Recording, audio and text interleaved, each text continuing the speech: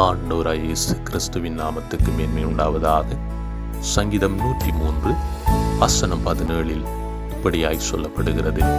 கர்த்தருடைய கிருபையோ அவருக்கு பயந்தவர்கள் மேலும், அவருடைய நீதி அவர்கள் பிள்ளைகள் மேலும் அநாதியாய் என்றென்றைக்கும் உள்ளது என்பதாய்.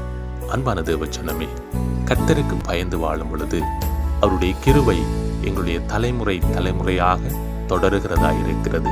கர்த்தரை பின்பற்றி கர்த்தரை ஏற்றுக்கொண்டு கர்த்தருடைய வார்த்தைகளை தியானித்து நாங்கள் வாழும் பொழுது கர்த்தருடைய ஆவியானவர் எங்களுடைய வாழ்க்கையிலே கிரியை செய்கிறவராயிருக்கிறார். ஆண்டவராய் இயேசு கிறிஸ்து உங்களை ஆசீர்வதித்து உங்களை பாதுகாப்பாராக. God bless you.